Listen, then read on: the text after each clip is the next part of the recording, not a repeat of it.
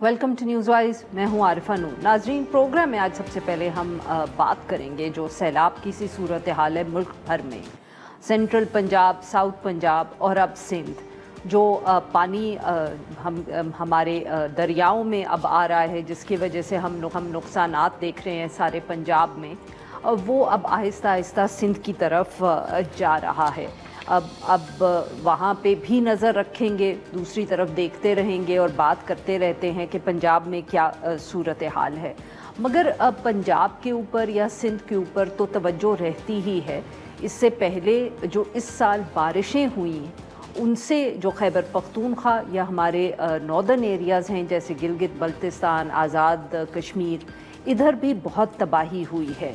और शायद क्योंकि हम कह सकते हैं कि अनलाइक पंजाब, वहाँ उस किस्म की कवरेज जो है वो हो नहीं पाई, अब भी नहीं हो पाई जिस तरह की पंजाब में या सिंध में अमूमन हो जाती है। आसान होता है पहुँचना इन इलाक़ों में और वहाँ से लम्हा बलम्हा कवरेज करना, जो शायद हमारे जो नॉर्दर्न एरियाज़ हैं वहाँ से मुमकिन नहीं होता।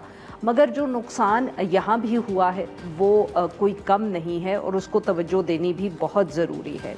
अगर हम बात करें खैबर पख्तूनख्वा और गिलगित बल्तिस्तान की, तो वहाँ ऑब्वियसली जो फिनोमिनन था वो ज़रा मुख्तलिफ था। वहाँ फ्लैश फ्लड्स हुए, उसके साथ साथ जिसको हम कहते हैं कि ग्लेशियर्स जो हैं उनके पिघलने की वजह से बहुत पानी आया, डिफॉरेस्टेशन का भी हवाला हुआ, लैंड स्लाइडिंग, ये सब फैक्टर्स वहाँ रहे।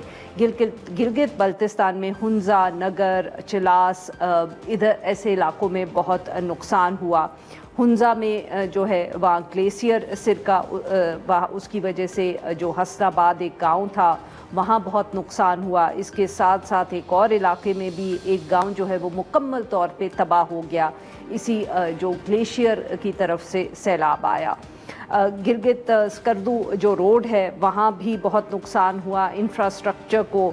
इसी तरह खैबर पख्तूनख्वा का अगर ज़िक्र करें तो स्वात, बुनेर, बाजौड़, मानसेरा, शांगला, बडग्राम, इधर हमने बहुत तबाही देखी। बुनेर का ख़ास तौर पे जिस किस्म का वहाँ सूरत हाल रही कि गांव में नुकसान हुआ, ख़ानदान के ख़ानदान उजड़ गए, उस पर भी बात हुई। बट ऑब्वियसली वहाँ अभी भी बारिशें जारी हैं, मगर वहाँ काम की या रिलीफ वर्क की इस वक्त क्या सूरत हाल है, कौन कौन क्या क्या कर रहा है और कहाँ तक सूरत हाल पहुँची है और इस वक्त किस तरह का नुकसान हो रहा है, आज हम कोशिश करेंगे कि थोड़ी सी तवज्जो इस इलाके को दें। But after a short break.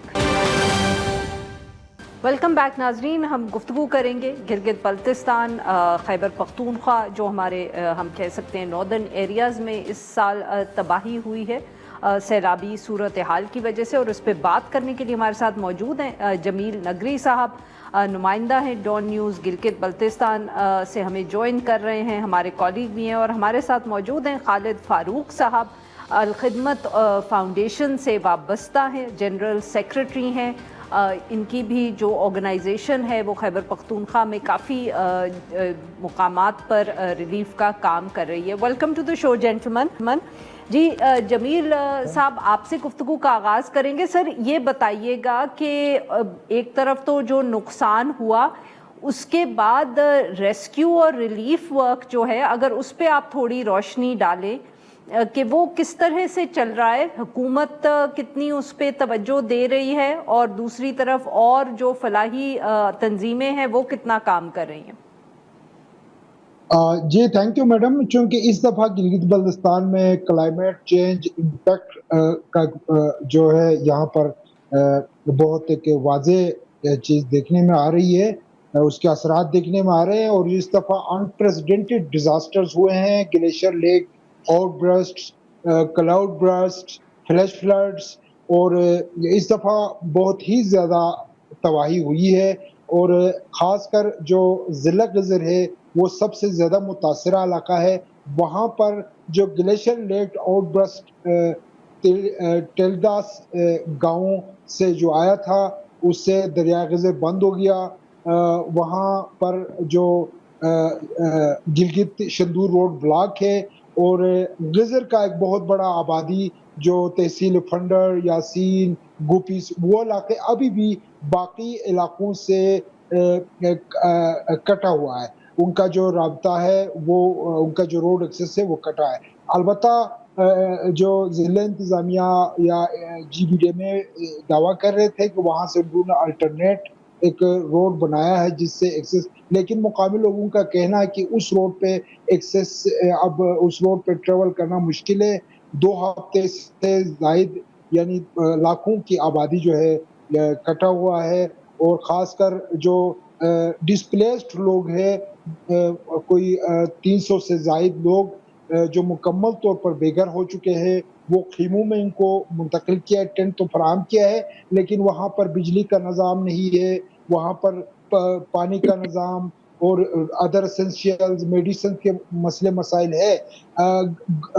اسی طرح باقی علاقوں میں بھی گانچے کے اندر ہلدی گاؤں ہے، مشبروں کے علاقے ہیں، اور اس کے علاوہ گلگت کے بگروٹ، نگر کے حص پر، شمشال، ہنزا کے بہت سارے علاقے جو ہے صحیح. افیکٹ ہوئے ہیں، لیکن ان تک اس طرح سے ابھی تک گورنمنٹ کی طرف سے وہ امداد نہیں پہنچ سکا ہے. اس کی وجہ یہ کہ گورنمنٹ تو بارہا انہوں نے کہا کہ اعلان کیا ہے کہ ہمارے پاس وہ وسائل نہیں ہے، اور پہلے بھی چیف منسٹر صاحب نے اپیل کیا ہے کہ ہمارے پاس وہ ریسورسز نہیں ہے کہ اس سے ہم. پچھلے دنوں پرائم منسٹر صاحب خود وزٹ کے لیے یہاں پہ آئے تھے، تو چیف منسٹر صاحب نے تو اس ٹائم پہ جب یہاں پر اور بھی ڈیزاسٹر نہیں آئے تھے، وہ 20 بلین روپیز کا ڈیمانڈ کیا تھا، لیکن پرائم منسٹر صاحب نے 4 بلین کا اعلان کر کے چلے گئے. لیکن اس سے اس صورتحال پہ قابو کرنا بقول وزیر اعلیٰ مشکل ہے. لیکن فلاحی تنظیموں کی طرف سے بالکل امدادی ٹھیک. جو ریلیف ایٹمز ہے ان کو پہنچایا جا رہا ہے. اچھا، وہاں پر خاص کر صحیح. کینیڈین جمیل کا صاحب، میں رول. آپ کی بات یہاں کاٹ رہی ہوں، مجھے معاف کریے گا. ہم خالد فاروق صاحب کو بھی ذرا گفتگو میں شامل کر لیں. خالد صاحب، آپ نے جمیل صاحب کی بات سنی. سر، آپ کی جو تنظیم ہے خیبر پختونخوا میں بہت کام کر رہی ہے. کچھ ہمیں بتائیں کہ اس وقت خیبر پختونخوا میں خاص طور پہ بنیر جیسے علاقوں میں اس وقت کیا صورتحال ہے، اور کتنے ریسکیو اور ریلیف کا کام وہاں ہو چکا ہے یا ہونے کی ضرورت ہے؟ اچھا، تھینک یو. اس وقت تو میں سوات میں بیٹھا ہوں، اور میں اوورسی کر رہا ہوں بنیر، سوات اور جو افیکٹڈ ایریاز ہے شانگلہ اور باجوڑ کو بھی.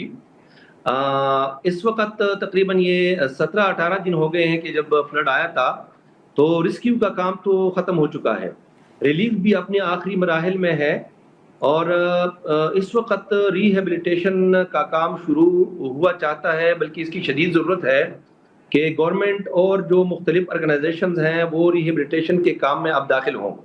الخدمت فاؤنڈیشن چونکہ روز اول سے ریسکیو اور ریلیف کے کام میں مصروف ہے، اور انہوں نے الخدمت فاؤنڈیشن نے بنیر، سوات، باجوڑ اور شانگلہ میں کلسی ریہیبلیٹیشن کے لیے اپنا روڈ میپ ڈیزائن کر لیا ہے. اس دوران جو ریسکیو کا کام تھا بنیر اور سوات میں خصوصاً، یہاں پہ جانوں کا نقصان بھی بہت زیادہ ہوا تھا، لیکن جو بنیادی نقصان مالی ہوا ہے اس کا بھی کوئی اندازہ نہیں ہے. اربوں روپے کے مالیت کی مارکیٹس، الیکٹرانکس، کپڑا اور موبائل فونز، دیگر چیزوں کی جو مارکیٹس تھیں وہ ڈوب گئی تھیں، اور وہ مٹی اور پانی سے بھر گئی تھی. انڈر گراؤنڈ یا جو گوڈاؤنز ہیں وہ تو بھر ہی گئی تھی، بلکہ جو گراؤنڈ فلور تھے وہ بھی چھت تک یعنی 10-12 فیٹ تک پانی بھر گیا تھا. اس کے ساتھ ساتھ جو گھروں کے اندر پانی بھر گیا تھا تو چھتوں تک وہ پانی جو اس نے نقصانات کیے ہیں. میں یہ کہہ سکتا ہوں اپنی فیلڈ آبزرویشن کی بنیاد کے اوپر کہ جو ماچس کی ڈبی سے لے کے چھت کے پنکھے تک تمام چیزیں جو ہے وہ ناکارہ ہو چکی ہیں.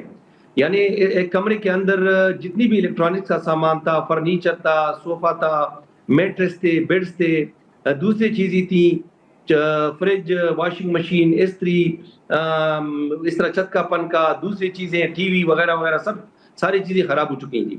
تو ایک تو وہ تو ایک لاس ہے. خالد صاحب، معاف کریے گا، آپ کی بات کاٹ رہی ہوں. یہ بتائیے گا کہ ایسے کتنے گھر یا خاندان ہوں گے جن کو آپ یہ ڈسکرائب کریں؟ آپ کہہ رہے ہیں کہ ان کے گھر میں پنکھے سے لے کے ماچس تک سب جو ہے وہ اب قابل استعمال نہیں ہے.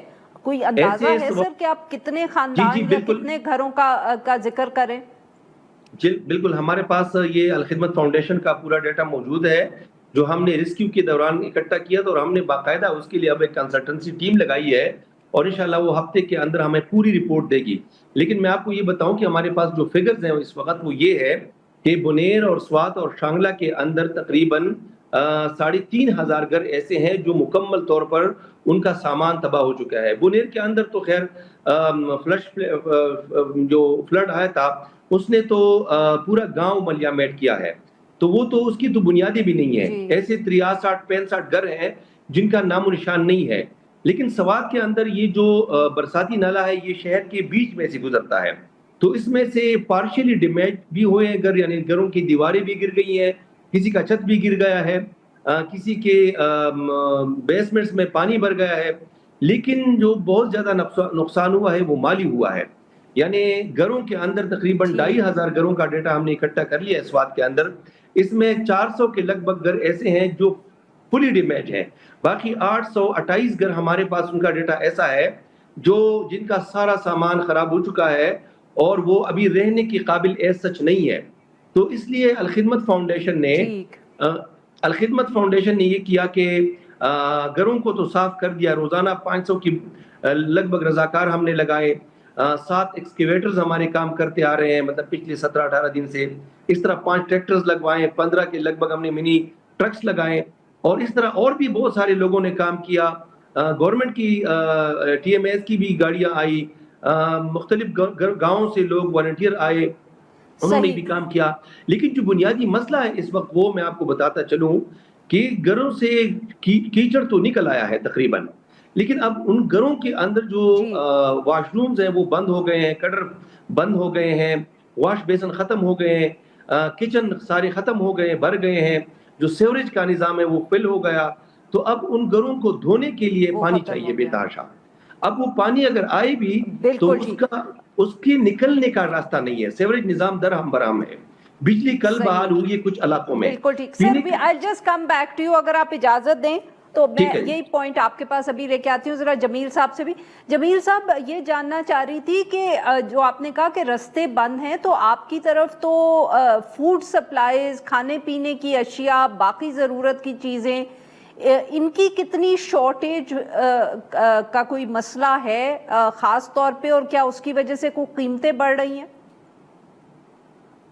جی دیکھیں، یہ میں نے پہلے بھی عرض کیا، جو غزر کے جو بالائی علاقے ہیں وہ کٹا ہوا ان کا جو روڈ ایکسس ہے، اور اس کی وجہ سے جو یاسین، پھنڈر، گوبس کے علاقے ہیں، اور خاص کر جو متاثرہ رویشن، تلداس اور دائن جو ولیج ہے، یہاں پہ لوگوں کی شکایتیں ہیں کہ جو ہے فوڈ شارٹیج بھی ہے، اسینشیلز نہیں ہے، میڈیسنز کا مسئلے مسائل ہے، الیکٹرسٹی کا مسئلہ ہے. اور سب سے انٹرسٹنگ چیز یہ ہے کہ ان کو جو خوف ہے وہ مہینے 2 مہینے بعد یہاں پہ ابھی ونٹر سیزن شروع ہونا ہے، اور سینکڑوں جو 200-300 گھر ایسے ہیں جو اب خیموں میں رہ رہے. ابھی فی الحال تو وہ رہ سکیں گے، لیکن مہینے 2 مہینے بعد یہاں پر بہت ہارش ویدر شروع ہو جاتا ہے، تو ان کے لیے بہت مشکل ہو جائے گا جب تک ان کے لیے کوئی الٹرنیٹ شیلٹر یا الٹرنیٹ رہائش کا بندوبست نہیں کیا جا سکے. تو اب بھی لوگوں کو مسئلے مسائل ہے وہاں سے. جی بالکل ٹھیک. جی خالد صاحب، آپ ذکر سر یہ جو سویج سسٹم کا کر رہے تھے کہ وہ بالکل ہم کہہ سکتے ہیں کلیپس کر گیا ہے، تو سر یہ آپ صرف سوات اور بنیر میں دیکھ رہے ہیں یا آپ کے خدشات یہ بھی ہیں کہ آگے بھی یہی صورتحال ہے، اور کیا حکومت کو اس کا احساس ہے؟ کیا انہوں نے کچھ اس مسئلے کی طرف توجہ دی ہے؟ میں اسپیسیفکلی بنیر اور سوات کا ذکر اس لیے کر رہا ہوں کہ سوات اور بنیر میں 2 مین بازاریں جو ہیں وہ افیکٹ ہوئی ہیں. سوات کے اندر منگورا شہر سے یہ نالا جو ہے برساتی یہ 3 کلومیٹر تک جو ہے فاصلہ طے کر کے گزرتا ہے. اس طرح بنیر کے اندر پیر بابا کے اندر سینکڑوں دکانیں جو ہیں وہ اور اس طرح گھر وہ افیکٹڈ ہیں. تو یہ جو سیوریج کا نظام ہے یہ درہم برہم ہے، اس پہ بڑا ٹائم لگے گا. گورنمنٹ میرا نہیں خیال کہ اس طرح سنجیدہ ہے. وہ بھی عام آرگنائزیشنز کی طرح ریلیف پیکیجز، فوڈ پیکیجز اس میں مصروف ہیں، اور جو سرکاری لوگوں نے دورے کیے ہیں انہوں نے ابھی تک میرا خیال ہے 15,000 روپے دیے ہیں فرنیچر اور سارے سامان کے لیے. تو میں نہیں سمجھتا کہ گورنمنٹ جو ہے وہ 15,000 روپے میں اب ایک فلی افیکٹڈ گھر کو یا جو پارشلی افیکٹڈ گھر ہے جس کا سارا سامان ڈوب گیا ہے پانی کے اندر, وہ 15,000 روپے میں کیسے وہ ریکور کر سکے گا؟ 15,000 روپے تو مطلب ٹکی نہیں بنتی گورنمنٹ کے لیے. یہ تو کسی بہت چھوٹی موٹی گلی کوچی کی آرگنائزیشن ہے وہ اتنے پیسے کلیکٹ کر کے دے سکتی ہے. تو گورنمنٹ میرا خیال ہے اس حوالے سے بہت زیادہ سیریس نہیں ہے. میں یہ آپ کو بتاتا چلوں کہ اس گورنمنٹ کے مقابلے میں, چونکہ میں الخدمت فاؤنڈیشن کا جنرل سیکرٹری ہوں, میں آپ کو اپنی روڈ میپ کا بتا دوں کہ ہم نے کل ہی 100 گھروں کی تعمیر کا اعلان کیا ہے انشاءاللہ بنیر اور سوات کے اندر جو فلی ڈیمیج ہے. الخدمت کا اپنا ماڈل ہے ہاؤسز کا, وہ اس پہ کریں گے. 200 چھوٹے واٹر جو ٹیوب ویل واٹر سکیمز ہے پانی کی پینے والی پانی کا, وہ بنائیں گے انشاءاللہ. 5,000 طلبہ جو افیکٹڈ ہیں ان کی بکس, اسٹیشنری اور کتابوں کا بھی بندوبست کریں گے. اس طرح ہم 60 مساجد کو رینوویٹ کریں گے اور بنائیں گے. ہمارے دو مہمانوں کا ہمارے لیے وقت نکالا. ناظرین یہاں پہ لیتے ہیں ہم ایک چھوٹی سی بریک. ویلکم بیک ناظرین. پروگرام کے اس حصے میں ہم ذکر کریں گے خیبر پختونخوا کے شہر بنوں کا. وہاں آج ایک دہشت گردی کا حملہ ہوا ہے. جو حملہ تھا اس میں دہشت گردوں نے جو ایف سی لائنز ہے اس کو ٹارگٹ بنایا, نشانہ بنایا. ان کا جو مرکزی دروازہ تھا اس کے اوپر ایک بارود سے بھری ہوئی جو گاڑی تھی وہ ٹکرائی, جس کے بعد وہاں ایک زوردار دھماکہ ہوا. پولیس کے مطابق اس کے بعد جو حملہ آور تھے وہ احاطے میں گھس گئے, مگر وہاں آپریشن جب ہوا تو اس کے بعد اب تک جو اطلاعات آئی ہیں 5 کے قریب جو دہشت گرد ہیں ان کو ہلاک کر دیا گیا ہے. جوابی کارروائی میں یہ بھی ہوا کہ ایک ایس ایچ او اور 5 اہلکار جو ہیں وہ زخمی ہوئے ہیں. اس کے ساتھ ساتھ ایک اور افسوسناک خبر بھی آئی, وہ یہ کہ لکی مروت جو ہے وہاں 2 پولیس اہلکار کو نشانہ بنایا گیا, فائرنگ سے ان کو جاں بحق کیا ہے.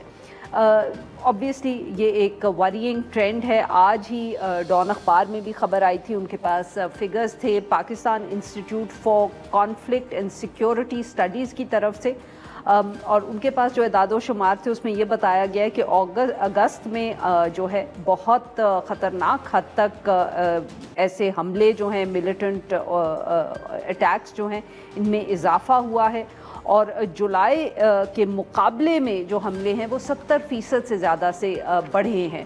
اس سارے معاملے پہ گفتگو کرنے کے لیے ہمارے ساتھ موجود ہیں لحاظ علی صاحب, صحافی ہیں, AFP سے وابستہ ہیں. ویلکم ٹو دا شو سر.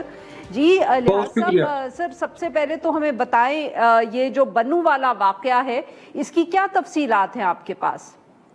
بہت شکریہ. ایک تو بنوں میں تقریباً آج کوئی 5:10 پر ایک خودکش حملہ آور نے بارود سے بھری گاڑی ایف سی لائن کے گیٹ سے ٹکرائی, اور اس کے بعد 5 جو ان کے مسلح دہشت گرد تھے وہ اندر داخل ہوئے.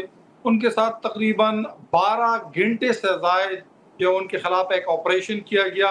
ان 12 گھنٹے کے آپریشن میں 5 کے 5 جو دہشت گرد اندر داخل ہوئے تھے ان کو مارا گیا, جن میں سے ایک نے اپنے آپ کو اڑا دیا, جبکہ باقی جو 4 تھے وہ فائرنگ کے تبادلے میں مارے گئے.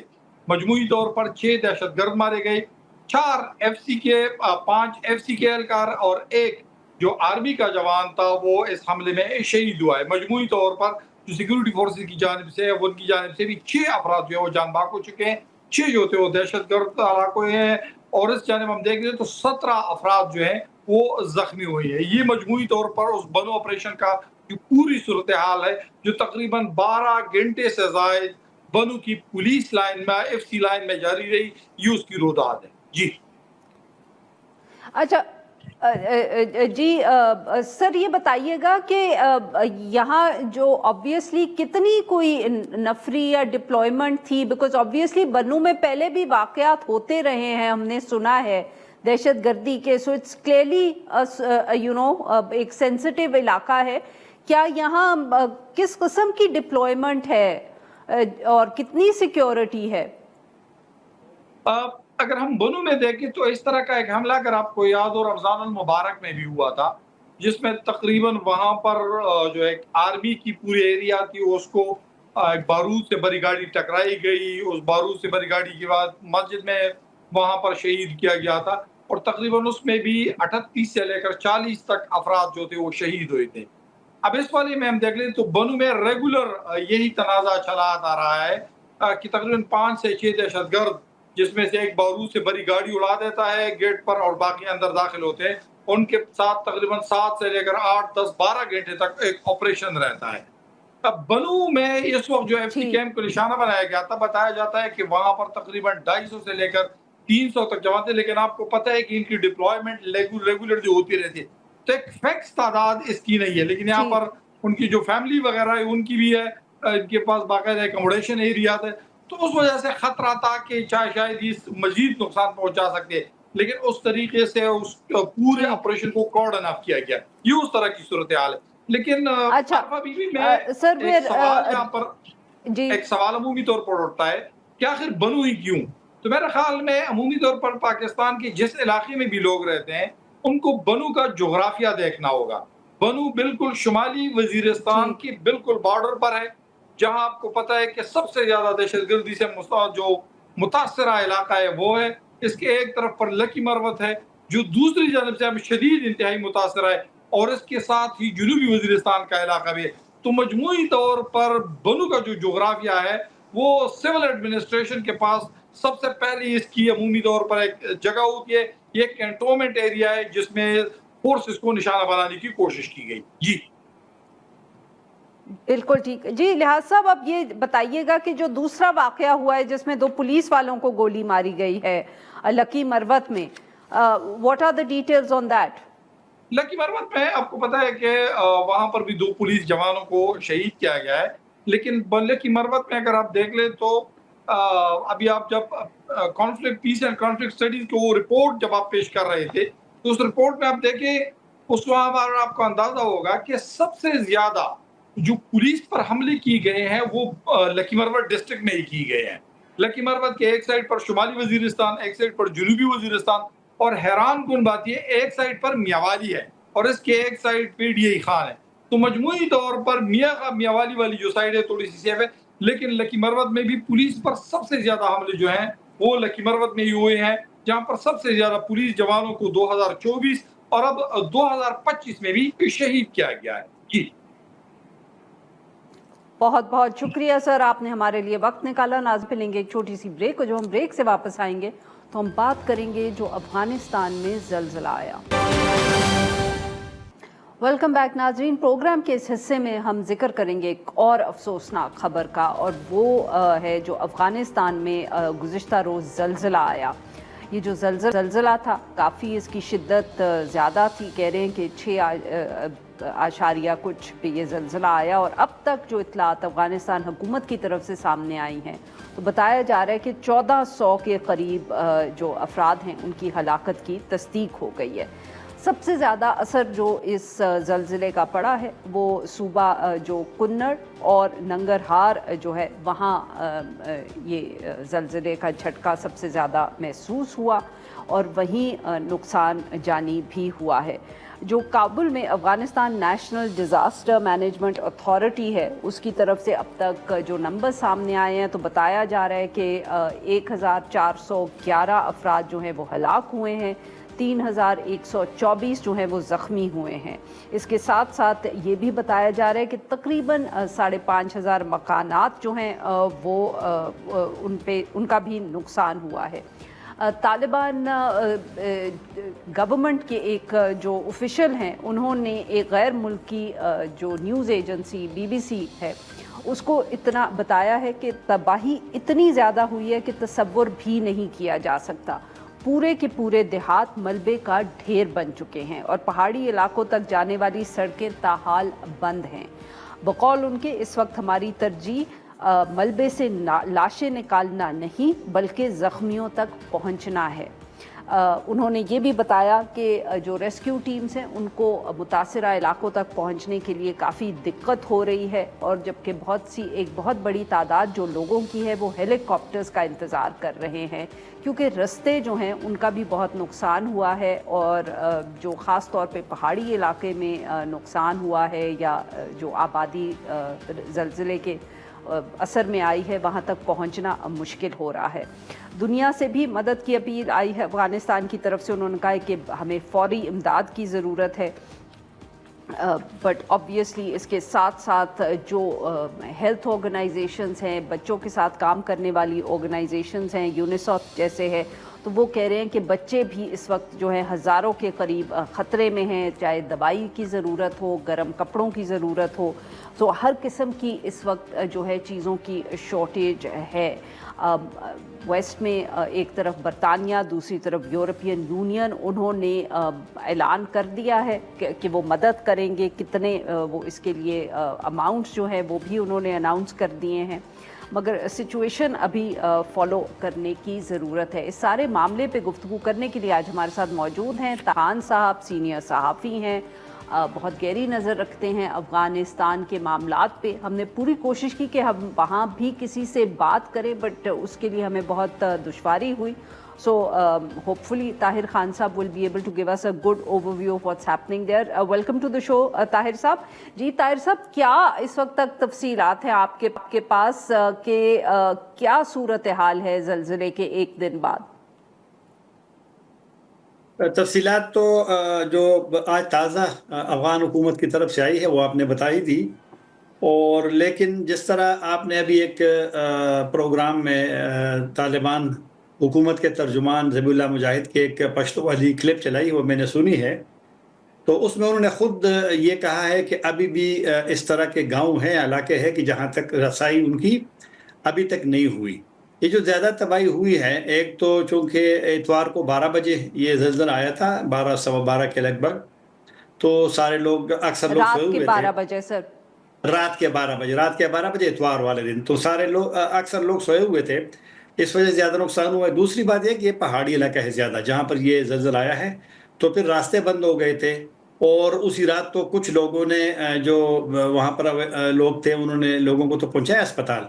फिर अस्पताल जो है वहाँ पर असदाबाद जो इसका कैपिटल है कुनड़ का, वो इतना बड़ा नहीं है कि जिस तरह आपने ख़ुद भी बताया कि ज़ख्मी 3124 है, तो ये भी एक इशू उनको है। लेकिन अभी तक मेरे ख्याल में मसाइल उनको है, और लोगों को जिस तरह आपने कहा भी कि ज़ख्मियों को पहुंचाने में अब इस वक्त तक मैंने नहीं देखा कि बाहर की कोई टीम आई है वहाँ पर। मैंने सुना था कि मुत्तहिदा अरब इमारात की एक टीम आई है अफ़गानिस्तान, लेकिन मैंने आज उनकी कोई एक्टिविटी नहीं देखी, क्योंकि एक तो ये रास्ता बड़ा दुश्वार है, मतलब कि रसाई ज़रा थोड़ा सा मुश्किल है, और अब देखना है कि आइंदा दिनों में क्या होता है। लेकिन मेरे ख्याल में हेलीकॉप्टर बिल्कुल वो इस्तेमाल कर रहे हैं, लेकिन हर जगह पर हेलीकॉप्टर का बैठना भी एक मुश्किल होता है। तो बहरहाल एक चैलेंज है अफगान तालिबान हुकूमत के लिए।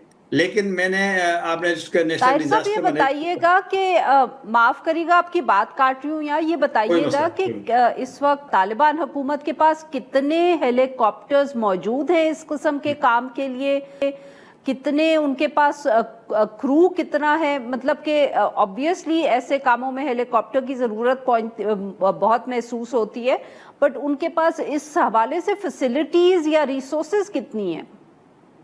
जाहिर बात है कि रिसोर्सेज तो उतनी नहीं है जिस तरह के 45 साल जिस मुल्क में जंग हुई हो। हालांकि हेलीकॉप्टर उनके एग्जैक्ट तो मुझे नंबर नहीं मालूम कि कितने होंगे, लेकिन मैं देख रहा हूं जब सुबह से वो ऑपरेशन शुरू करते हैं, रेस्क्यू ऑपरेशन अभी भी चूँकि एक लिहाज से जारी है, क्योंकि इलाका बड़ा पहाड़ी इलाका है, तो हेलीकॉप्टर उनके इस्तेमाल हो रहे हैं, और वो लोग अभी भी मुंतकिल किए जा रहे हैं अस्पतालों में, या महफूज जो जिंदा बच गए हैं और वो सही सलामत हैं उनको भी पहुंचाना है। तो वहाँ, क्योंकि वहाँ पर तो चीज़ें पहुंचाना, खुराक पहुंचाना, फिर पानी पहुंचाना, निज़ाम तो वहाँ डिस्टर्ब हुआ है। तो लेकिन वो इस्तेमाल अपनी जो जितनी उनकी वो यानी फैसिलिटी उनके पास वसाइल है उसका इस्तेमाल हो रहे हैं। लेकिन अफगानिस्तान तो उस तरह फिर नहीं है ना वसाइल, जिस तरह के इस तरह के बड़े बड़े जो वाक़यात होते हैं वहाँ पे वो पहुँचाने का मशीनरी भी आप के लिए मुश्किल होगा किसी और मुल्क से आना। तो बहरहाल उनके लिए चैलेंजेस हैं। और ये जो देखे ना, एक अहम बात कि पहले दिन जो जाबाग लोग थे वो 250 थे, दूसरे दिन पे 600 थे, कल आज हो गया 1411, तो डबल एक लिहाज से इजाफा हो रहा है। और मेरे ख्याल में कि चूँकि ज़ख्मी अभी भी जिस तरह के ज़बीहुल्लाह मुजाहिद ने खुद कहा, तर्जुमान ने, तो मुमकिन है कि इसका। दूसरी बात यह है کہ اتنے زیادہ زخمیوں کا علاج میرا نہیں خیال کہ اس کو پراپر ہوگی. ایک اور جو چیلنج میں اس کو اشارہ کروں خواتین کا ایک ہے, کیونکہ گھروں میں خواتین بھی بچے بھی, تو ان کے علاج کا کچھ تھوڑا سا مزید ایک مسئلہ ہے, کیونکہ فیمیل ڈاکٹر جو وہاں ہے, نرس ہے, ان کا بھی ایک وہاں پر ایشو ہے. تو خواتین کا کیونکہ یہ میں نے آج بی بی سی میں غالباً دیکھ رہا تھا پشتوں میں کہ کچھ لوگ نے اپنے خواتین کو وہاں نہیں لایا اسپتال میں, جو وہاں پر ایک تھوڑا سا ایک ماحول بنا ہوا ہے ریسٹرکشن کا. صحیح. طاہر صاحب تو یہ بتائیں کہ کیا ابھی تک جو اطلاعات آئی ہیں, جیسے آپ نے کہا کہ جو قریبی ہسپتال ہے صرف وہیں تک زخمی پہنچے ہیں, اور دوسرا آج خیبر پختونخوا کی حکومت کی طرف سے بھی کوئی آواز آئی کہ بہت جو شدید زخمی ہیں ان کو پاکستان آنے کی ویزے کے بغیر اجازت دینی چاہیے. ہاں, یہ بالکل میرے خیال میں اس لیے جائز مطالبہ ہے کہ زخمیوں کی تعداد زیادہ ہے, اور میں نے آپ کو خود کہا کہ جو پروونشل کیپٹل ہے اسد آباد, وہ اتنا زیادہ وہ نہیں ہے کہ وہاں پہ زیادہ لوگ کو آپ ٹریٹ کر سکے. کچھ لوگ ننگرہار بھی لائے ہیں, لیکن پھر بھی زخمیوں کی جتنی تعداد ہے, کچھ ممکن ہے کابل بھی گئے ہوں.